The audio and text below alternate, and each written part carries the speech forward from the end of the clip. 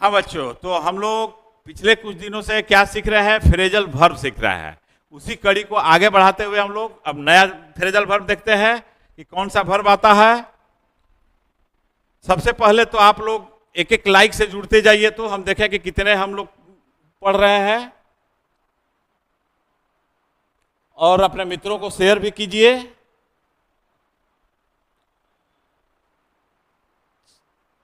बहुत कम संख्या है जी।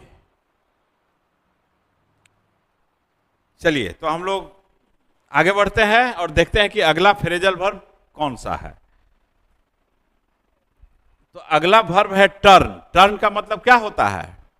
घूम जाना या घुमा देना? नहीं, लेकिन ये टर्न से बहुत सारे फ्रेजल वर्ब्स पूछे जाते हैं, इसलिए इसमें ध्यान दीजिएगा कि टर्न इनटू, टर्न के साथ जब हम अगर इनटू प्रीपोजिशन लगा देते हैं तो वैसी स्थिति में आपका कौन सा वर्ड आता है, मीनिंग आता है। तो देखिए, टर्न इनटू का मतलब बन जाना या परिवर्तित हो जाना, यानी कन्वर्ट इनटू। क्या हो जाएगा उसका मीनिंग? Convert into. जैसे water turns into ice at 0 degree Celsius, यानी पानी जो है बर्फ में 0 डिग्री सेल्सियस पर बदल जाता है, परिवर्तित हो जाता है। या यूं भी कह सकते हैं कि water turns into vapour eight 100 degree Celsius, यानी पानी जो है 100 डिग्री सेल्सियस पर वेपर में बदल जाता है, वाष्प में बदल जाता है। उसके बाद टर्न के साथ जब हम लोग आउट लगा देते हैं तो क्या मीनिंग निकलेगा? तो इसका मीनिंग होगा निकालना या सिद्ध होना। Force somebody to leave a place, मतलब निकाल देना। जैसे ही टर्न आउट हर सर्वेंट, उसने अपने नौकर को निकाल दिया है। कुछ गलती किया होगा इसलिए निकाल दिया गया, चोरी वोरी किया होगा, तो वहां टर्न आउट होता है। सी टर्न आउट हर सर्वेंट, उसने अपने नौकर को निकाल दिया है। एक और सेंटेंस देखिए, the news turn out to be true.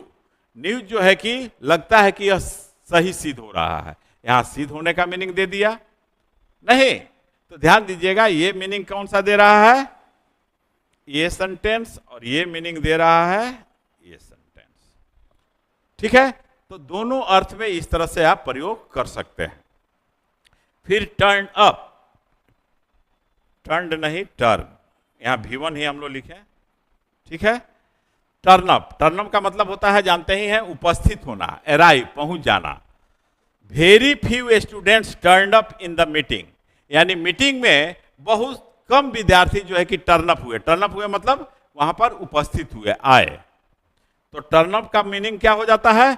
उपस्थित होना, यानी अराइव। सेंटेंस क्या हुआ? वेरी फ्यू स्टूडेंट्स, बहुत ही कम विद्यार्थी, turn up in the meeting, meeting में उपस्थित हुए। अब टर्न के साथ जब ऑन लगा देते हैं तो इसका मीनिंग क्या हो जाता है? निर्भर करना, डिपेंड। और डिपेंड के साथ प्रीपोजिशन क्या लगता है? ऑन लगता है।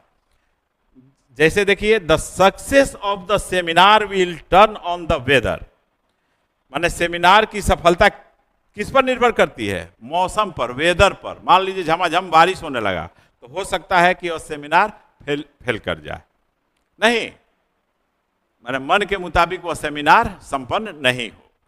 तो टर्न ऑन का मीनिंग हो जाता है निर्भर करना। जैसे कहते हैं, he does not turn on his servant, अपने नौकर पर निर्भर नहीं करता है। नेक्स्ट देखते हैं टर्न में ही क्या है। और देखिए, टर्न में जब डाउन लगा देते हैं तो टर्न डाउन का मीनिंग हो जाता है अस्वीकार करना, चाहे रद्द करना, यानी रिफ्यूज। जैसे स्मिता हैज टर्न, टर्न नहीं होगा टर्न होगा, क्योंकि हैज लगा हुआ है तो यहां पर क्या आएगा? V3 आएगा। स्मिता हैज टर्न डाउन सौरज प्रपोजल ऑफ मैरिज, स्मिता ने सौरव के शादी की प्रपोजल को क्या कर दिया है? अस्वीकार कर दिया है। ठीक है, फिर टर्न अगेंस्ट का मीनिंग क्या हो जाएगा? टर्न अगेंस्ट का मीनिंग हो जाता है दुश्मन हो जाना, यानी बिकम होस्टाइल टू, दुश्मन हो जाना। Mister Singh has turn against his brother, mister Singh अपने भाई के दुश्मन हो गए। क्या हो गए हैं? दुश्मन हो गए हैं। हो सकता है जमीन जायदाद का झंझट हो, नहीं, चलो ठीक है। तो अगला है टर्न अवे। टर्न अवे का मतलब होता है हटा देना, नौकरी से निकाल देना। हटा देना, नौकरी से निकाल देना, यानी डिसमिस कर देना। सेंटेंस देखो किस तरह से है, I have turned my assistant away as he was dishonest. मैंने अपने सहायक को क्या कर दिया है, टर्न अवे कर दिया है, यानी हटा दिया है। क्यों? क्योंकि चूंकि वह क्या था, डिजऑनेस्ट था, माने बेईमान था, ईमानदार नहीं था, इसलिए मैंने उसे हटा दिया। तो उसके लिए हम लोग क्या लिखेंगे, टर्न अवे। तो इस तरह से आप इसको ध्यान रखिएगा, जितने फ्रेजल वर्ब्स हैं इसके मीनिंग को ध्यान जरूर रखना है, याद जरूर रखना है। तो याद कैसे होगा, तो आप याद कर लीजिए, उसके बाद 5-6 सेंटेंस बनाइए अपने से उस अर्थ में। अपने सीनियर से या आपके पास जो भी अवेलेबल टीचर हो उनको आप दिखला सकते हैं, ठीक है। चलिए नेक्स्ट देखते हैं। अब नेक्स्ट है सेट। सेट का मीनिंग क्या होता है, सेट मतलब डूबना होता है, नहीं। The sun sets in the west, सूरज पूरब में डूबता है। तो यहां सेट का मीनिंग क्या हो जाता है, डूबना। लेकिन सेट में जब हम लोग इन लगा देते हैं तो इसका मीनिंग क्या हो जाएगा, प्रारंभ होना। क्या हो जाएगा, प्रारंभ होना, यानी बिगिन, शुरू होना। जैसे the winter season has set in, यानी विंटर सीजन प्रारंभ हो गई है। उसी तरह से सेट फोर्थ का मीनिंग क्या होगा, तो सेट फोर्थ का मीनिंग हो जाएगा अनाउंस, घोषणा करना।